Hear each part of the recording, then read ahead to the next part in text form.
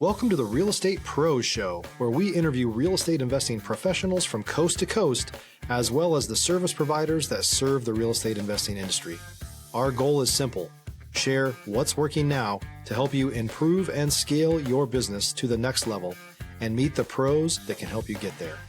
Real Estate Pros is powered by Investor Fuel, America's leader in helping real estate investors and professionals build the business you need to live the life you've always dreamed of. Let's start today's show. Property insurance for real estate investors doesn't have to be difficult, but it does need to be there to protect you when you need it. MyInvestorInsurance.com not only provides insurance at 15 to 30% cheaper than traditional agencies, it's built specifically for real estate investors like you.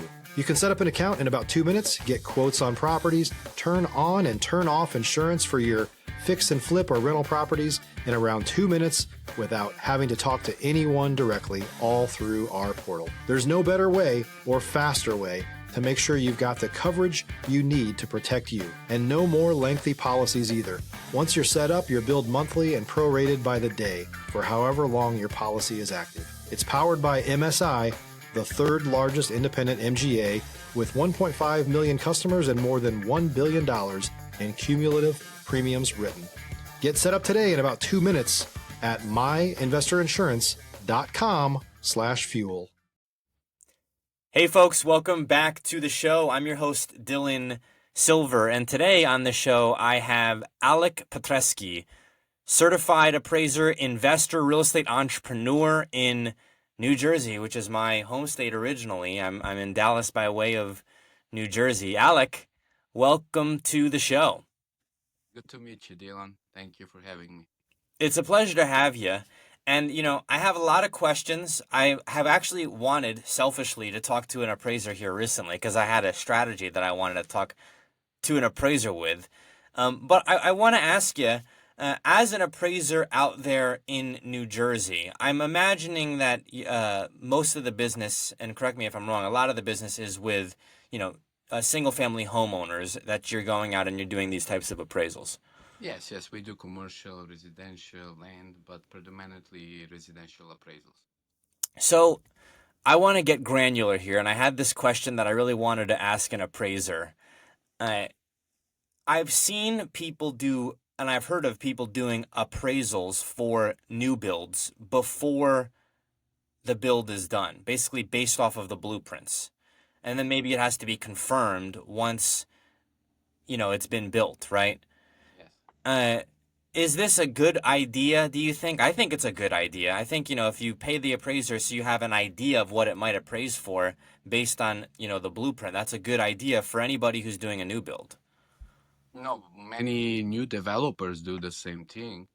I mean, I've been doing appraisals for developers in the years that before even they build the site, they order an appraisals to do so they know where to go from, point of view, besides before even the seller arrives. So we do plenty of those appraisals. It's very common, it's very typical to Now, establish value based on the specs. when you have a existing build, right, you're doing a flip of some kind, you're doing some type of forced appreciation. And let's say you're not adding any square footage, but you're doing major upgrades to, the roof, the kitchen, all new countertops, new sink, new flooring, new cabinets, new appliances. And then, the master bathroom might have been, a 50s very outdated, 60s very outdated, and it's just getting a full facelift, nice floor, new tub, mirrors, everything new in the kitchen and master bathroom. Would it make sense at that point for someone to have an appraiser come in and look at it before they do the flip and say, hey, this is what I'm thinking about adding to it. How much more would it appraise for? Is that something that a flipper could do?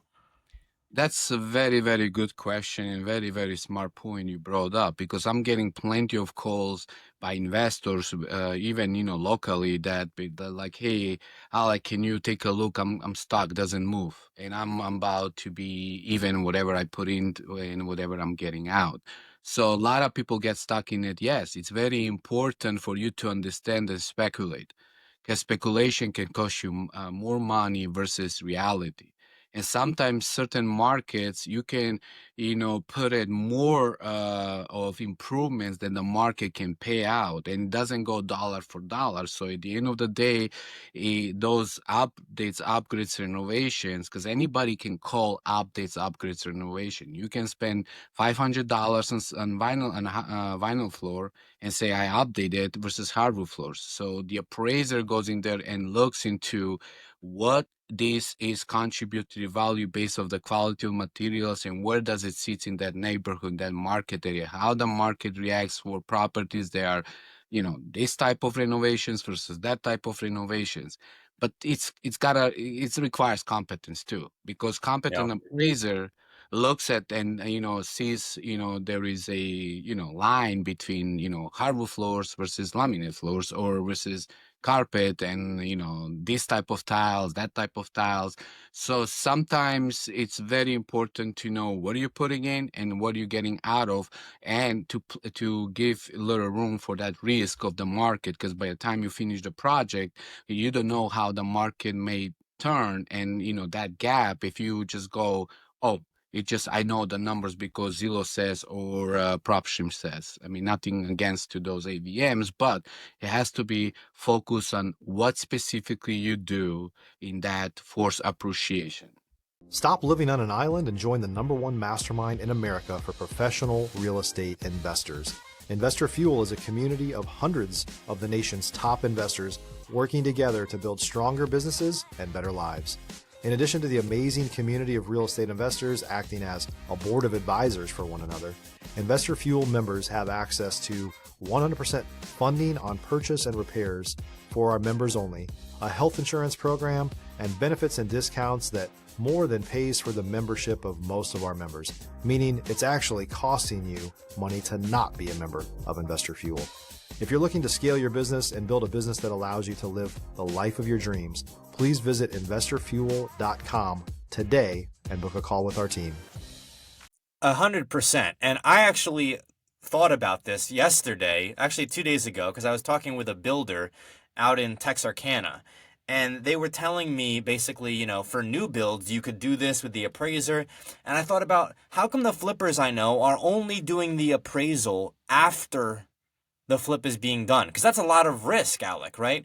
And I thought about it. I was like, why don't they do the appraisal beforehand? And I thought about it. Well, maybe they don't have, all the specs or the blueprint, and maybe they are not pulling permits, right? I think that's kind of somewhat common out here in Texas, at least among, the people that I've seen. And so when you don't have an appraisal before starting, you are kind of, hoping and praying. And that's not exactly the best formula to have. I would like to think that if flippers, put up the $500 or $1,000 for the appraisal beforehand, that actually saves them a lot of headache in the long run.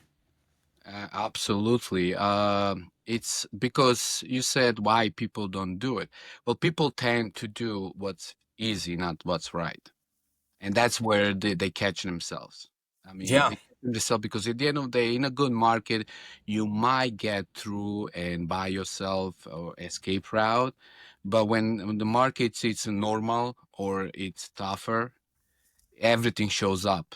And when everything shows up, that's where you pay the price of whatever you missed the steps before you put it on the market. Now, I mean, when go I ahead. think about appraisal process in general, I'm a newly licensed realtor here in Dallas. I got licensed in early April, and now we're here in June at the time of filming this podcast. I think about appraisers as generally being impartial to either party. They're there to make an analysis of the property. But if as an investor, I hire an appraiser, it appraises for this amount, right? Is a mortgage company going to use that appraisal, or is the mortgage company going to have their own appraiser that comes out there and maybe disputes what my appraiser says? No, I mean, listen, really every mortgage company or lender is guided by their investor guidelines, basically. So they determine, how they want to proceed. So there's no one answer fits all. In 2008, they brought new this rule, AVMs between appraisers, which was the biggest, scam out there, because they allowed incompetent people collecting of the hard work of the appraisers, work. Because at the end of the day, I'm speaking to the client, and if I'm incompetent, not confident appraiser, and I can be manipulated, then I don't deserve to have my license. Yeah. So to go back to your question, it depends on the lender how and who they want to assign or get to the work, but you always have the right to get your own appraisal. And 99.9%, I am sure, this is because I have over 30 years experience in this field, that when you order appraisers that they'd like to get work, they have to get done these AVMs, right? I mean, and get paid for whatever the fee they're gonna give them. So now that appraiser, imagine, is getting less paid. And I know this is gonna contradict a lot of stuff for a lot, but that appraiser it's working on turnaround on paper. It's not Yeah. gonna be thorough, meticulous to detail. He's not gonna look up whether the property it's in the floods or not, whether there is a contamination or not. He's not looking into with the comp in it, or maybe he's incompetent to look into it. I don't know, but I know there are a lot of missteps that people don't understand what good appraisal is, what detail and thorough appraisal is. They do side adjustments. They're not going to go and look up, which is very difficult to find land sales to establish value in the marketplace for how much the land selling. So now you can do per square feet or per acre adjustment. It's not going to do that. Because you know why? Because either lack of competence, or it takes a lot of investment in tools and resources for you Yeah. to be up in those tools to be able to get that data. And the magic is in the data, the better data you have.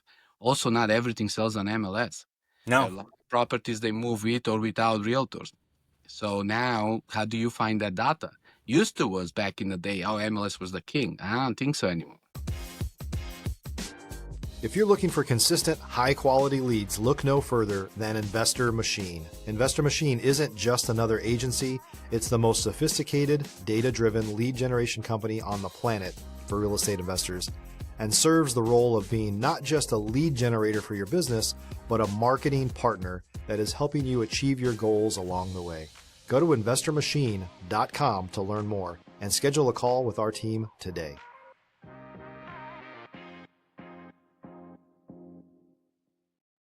Yeah, there's a lot more creative things happening. I mean, especially being an investor yourself, seller finance, deals subject to the existing mortgage. These deals may not show up on the MLS, and then how do you find the data?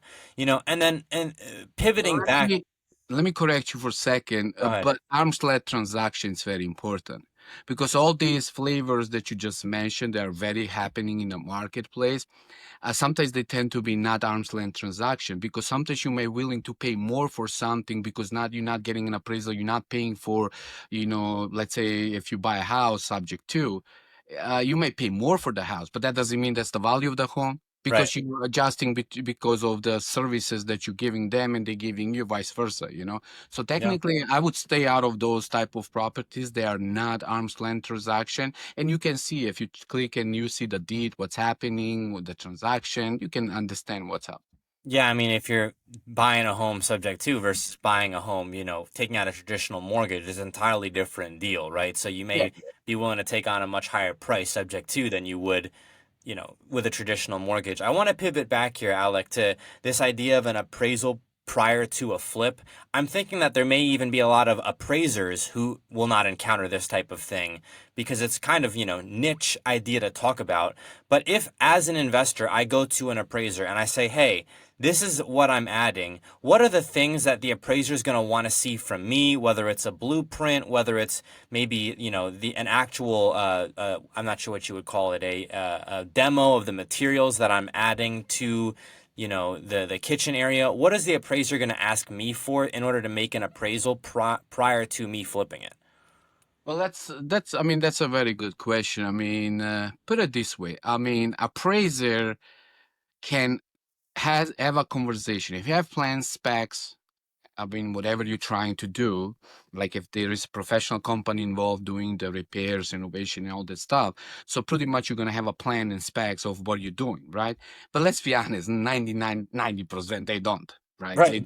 They don't. I mean, I'm doing the business and I know I talk to a lot of people. So let's not speaking, being, cute. It's just let's speak reality, right? So they're not going to do that. But when you have a conversation, the only person who's going to shoot himself in the foot is yourself. Because if you're lying to me, you're lying to yourself. Because if I come in and we have a conversation, okay, what is the scope of the work that you're doing on the property that we call it scope of work, right? What is going on here? So I'm going to renovate it, this and that, this and that. And if you please say, let's say, for example, I'm putting, hardwood floors, I'm putting, kitchen at Home Depot kitchen, I'm putting, custom Italian design, I'm putting this kind of countertops, the bathrooms, it's going to be this type of material that, right.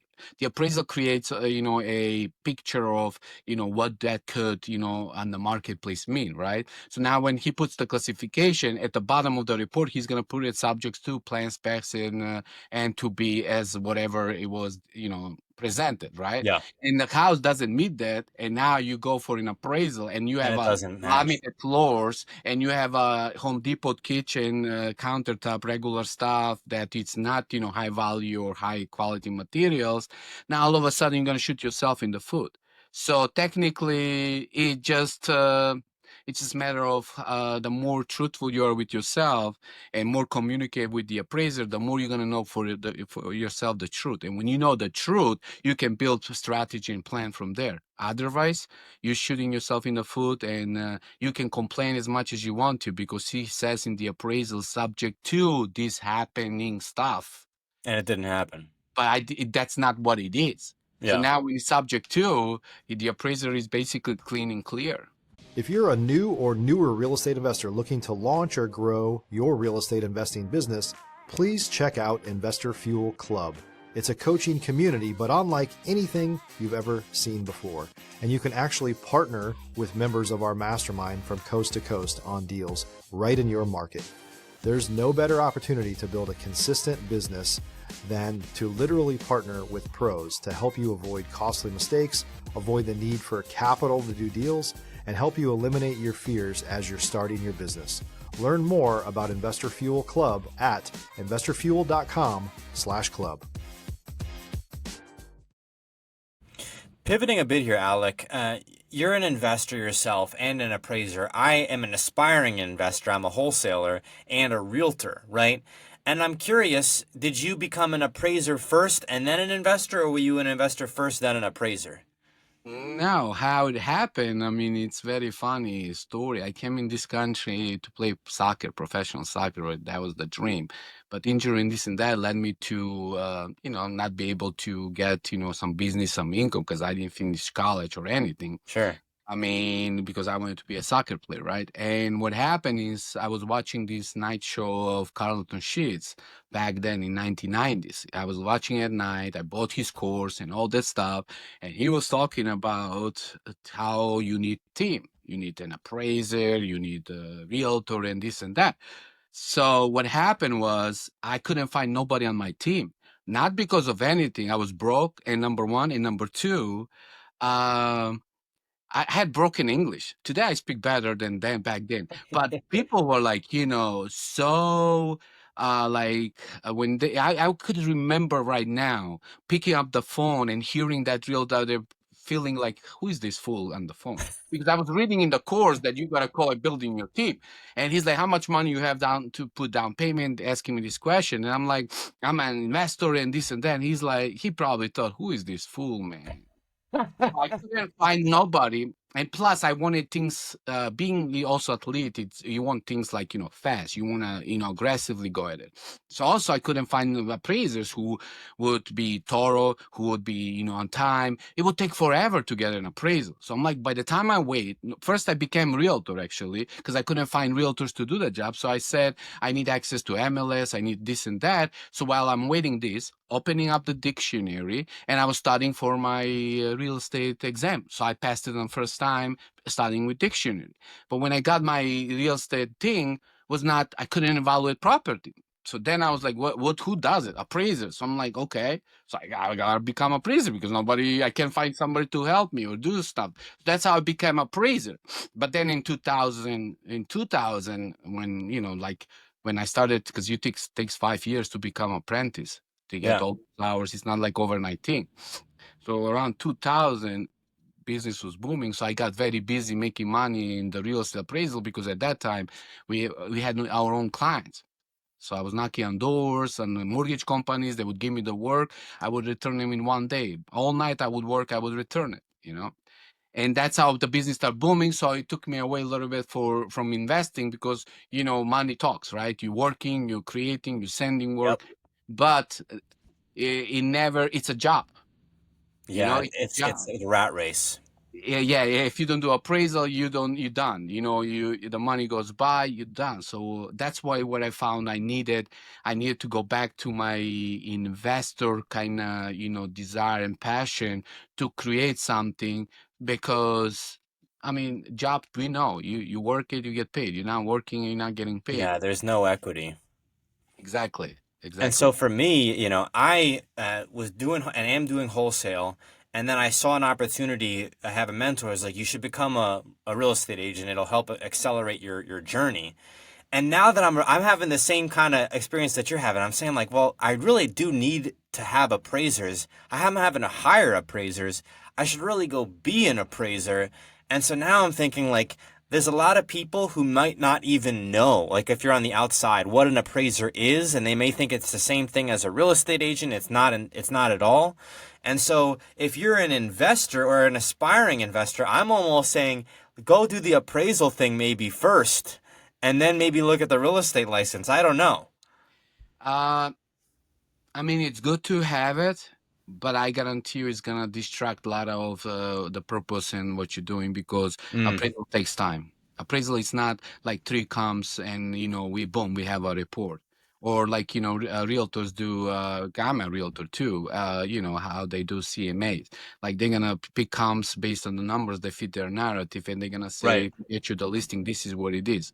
But I mean, there's so much involved, condition, adjustments. I mean, so much involved to arrive at the value. I wish it was that simple. I wish it Mm. was that simple as a CMA, but it's not. Alec, I do want to ask you about soccer or football. Are you still following current day football, soccer? Of course, I don't miss a game. Okay, okay. So, uh, Coaching fanatic. I mean, I give love me your top footballers, dead or alive. that our life. I will stick with Ronaldo. Which Ronaldo? Uh, uh, Which Ronaldo? Cristiano Ronaldo. Okay. Because it's full as player. Basically he can use head, shooting, dribbling, speed, all the aspects. Well, I like Messi too, but he's, I believe, his speed, dribbling, that's maybe free kicks, that's his thing. But heading, all that, full picture of a good player, it's missing, the heading part, the presence in the box. So, So those are your top two, Messi and Ronaldo. well, I mean, like everybody else, yes. Pretty much right Okay. now. Everybody else, it's nowadays that they become player, it's like Instagram fanatics. They want to take a picture first on Instagram, fix their hair, and make sure that everybody, their followers, sees them, that they are getting ready for the game. I have to say that it's been exciting to see the growth of, football, European football, American soccer, right, in the United States, just in my own lifetime. If you've been, I love Fort Lauderdale, I love Miami, so of course they have Inter Miami. Right, It's yeah. a phenomenon. It is like completely mind-blowing just how popular that is down there. I mean, it definitely rivals everything else that's going on down there. And because you have such an international presence, specifically down there, like there's no saying that that's not just as big, if not bigger, than anything else that's going on down there. I'm excited and deserves it. It's well deserved. I mean, it's around the world, and we have in America the means to be, I mean, very important player in the soccer world. So. Yeah, we'll see what I think what's going to happen.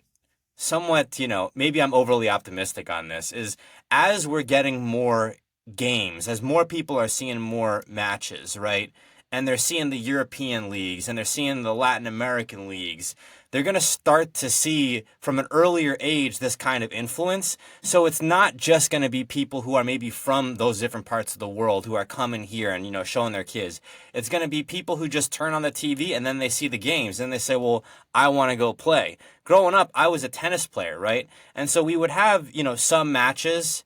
It's kind of, I would say it's a little bit more hit and miss with tennis because there's no current American male champion. The last one I want to say was like Roddick in the early 2000s. And so many cases like tennis has fallen off completely. Like it's been surpassed entirely by like pickleball. Whereas I feel like soccer has had football has had the opposite trajectory. We've seen now just the huge, enormous growth of the sport, and I'm excited to see what happens. Yeah, well, I know it's about real estate talk, but nothing good is gonna happen in the soccer until they fix the how they go by the soccer. I'm very involved in soccer coaching, training. My son is soccer player and all that stuff. He was in Europe, just came back. But nothing is gonna change until they fix the youth development of the soccer, and not by pretending. It's by doing. And how they pretend, I'm a very witness. You have kids playing through 5, 7 years, all these academies. They spend all this money, they all the travel, hoping that they're gonna be scouted and go to these places and these colleges showing up. Because I've been to so many of those showcases where college is supposed to show up. They meet each other, they chit chat, they barely look at anybody because guess what? Because their roster is full of 11, 12 international players. That's wrong. That's Mm. because now because the kids are getting cheated, and college soccer should be either limited to one or two international, like in Italy soccer they have only one or two international players, Yeah. versus versus having in 11, 12. So now the whole roster, they're keeping the money for the international roster. Just because some kid did not make it into so-called academy, now he's gonna come over here, he's gonna get a free ride. And I don't think it's that better.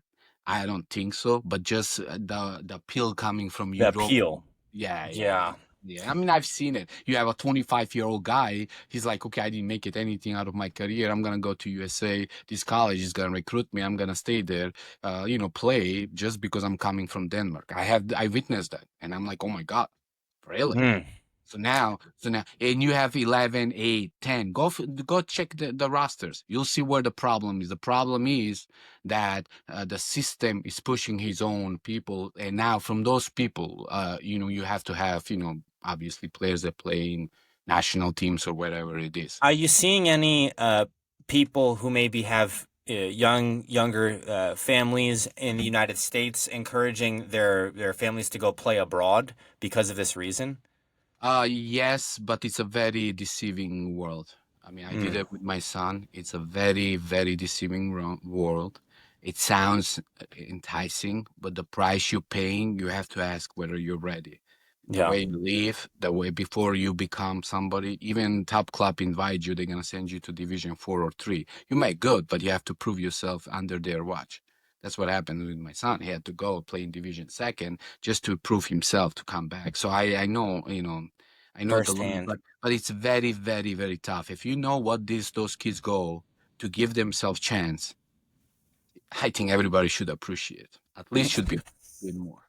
Yeah, they're getting paid big bucks, but by the time they get there, man, oh, being away from home, homesick, sleeping with 5, 3, 4 guys in the rooms, not good life conditions, being in some area that you don't know nothing. I mean, not that many people will go through it. It's the love of the game, right? You really gotta love the game. It can't just be about one thing. You gotta love the game. Alek, we are coming up on time here. It was a pleasure having you on. Where can folks go to get a hold of you, Alek?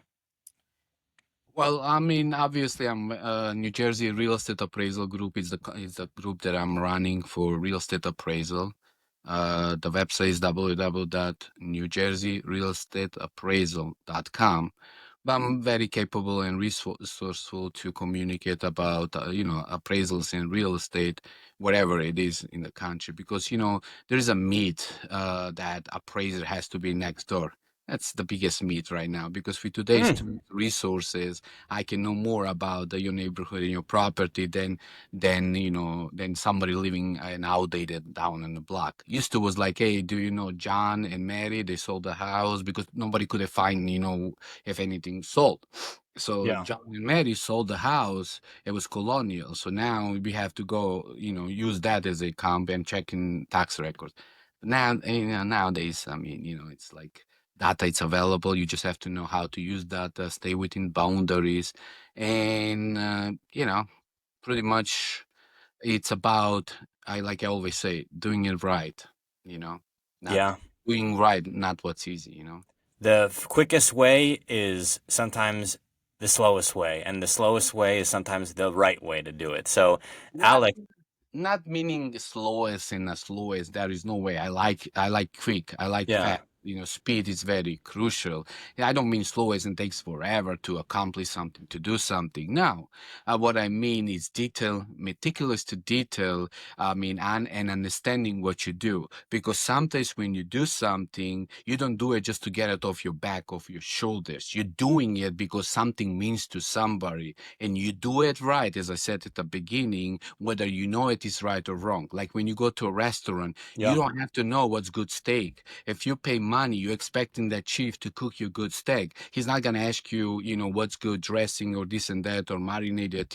You're paying for something good to be brought to you, whether you understand or not. 100%. The same thing with my line work. I mean, either is you do it right or you don't.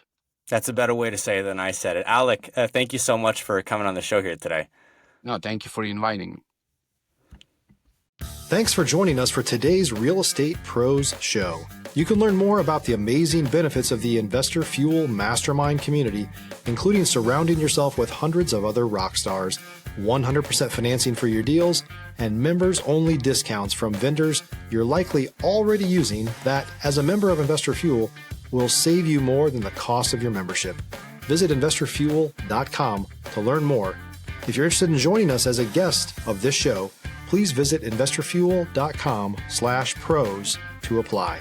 You can also check the show notes for access to free resources, how to get access to world-class lead generation, and much more. Don't forget to subscribe so you never miss another episode. Have a great day. We'll see you on the next show.